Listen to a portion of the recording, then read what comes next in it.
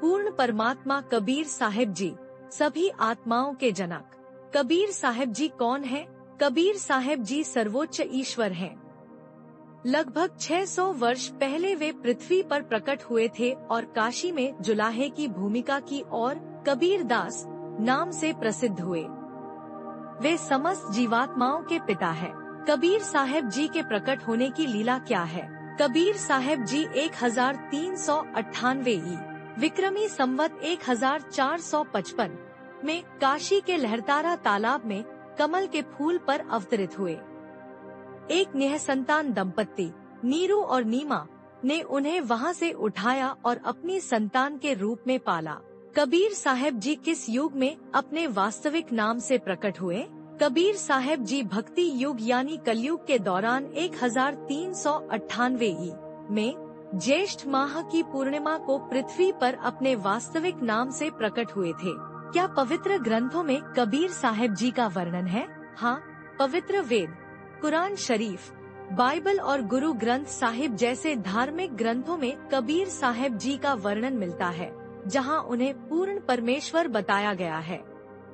इन धार्मिक ग्रंथों में प्रमाण है कि कबीर साहिब जी ही पूर्ण परमेश्वर हैं और वे सतलोक में रहते हैं।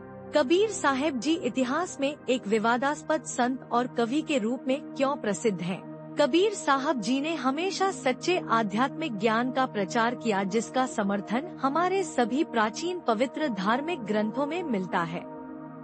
चूँकि उनकी शिक्षाएं सत्य आध्यात्मिक ज्ञान पर आधारित थी, परंतु लोग उनके धार्मिक ज्ञान के विरुद्ध मनमानी धार्मिक क्रियाएं कर रहे थे, इसलिए लोग उनके विरुद्ध हो गए और उनके ज्ञान से सहमत नहीं हुए थे। यह घोर अज्ञानता के कारण था, इसलिए वह एक विवादास्पद कवि और रहस्यमय संत बन गए। विभिन्न धर्मों में कबीर साहिब जी के बारे में क्या बताया गया है? विभिन्न धर्म के लोग कबीर साहिब जी का बहुत सम्मान करते हैं और कबीर जी में उनकी बहुत श्रद्धा भी है।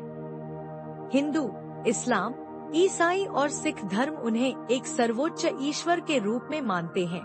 कबीर साहिब जी की शिक्षाएं क्या हैं? उनकी शिक्षाएं सच्ची भक्ति, सच्चे गुरु का महत्व और मोक्ष के मार्ग पर आधारित है। उनके दोहे, शब्द, वाणियां और ज्ञान गहरे आध्यात्मिक ज्ञान को उजागर करते हैं, जिसमें ईश्वर के बारे में स्पष्टता और शास्त्र विरुद्ध साधना की निंदा की गई है। कबीर साहिब जी के गुरु कौन थे? कबीर साहिब जी ने स्वामी रामानंद जी को अपना गुरु स्वीकार बनाया था, परंतु वास्तव में वे स्वयं स्वामी रामानंद जी के गुरु थे। उन्होंने स्वामी रामानंद जी को वेद और गीता का गहन ज्ञान प्रदान किया था।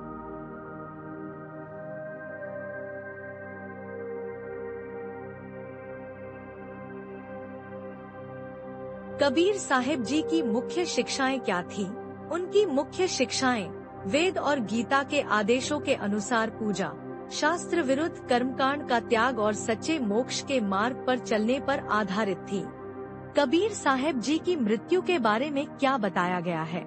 कबीर साहिब जी की मृत्यु नहीं हुई थी, बल्कि वे तो इस पृथ्वी पर सहशरीर प्रकट हुए थे और सहशरीर यहाँ से चले गए थे।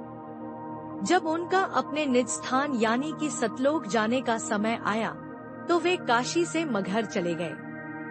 वहाँ पर उन्होंने 2 चादरों के बीच में लेटकर एक आकाशवाणी की कि वे अपने पूरे शरीर के साथ सतलोक लौट रहे हैं। जब उनके शिष्यों ने चादर उठाई, तो उन्हें उनके शरीर के स्थान पर केवल सुगंधित फूल मिले थे। हिंदू और मुस्लिम दोनों अनुयायियों ने फूलों को आपस में बांट लिया और उनकी याद में एक स्मारक बनाया। उनके सम्मान में बनाया गया स्मारक आज भी मगहर में मौजूद है।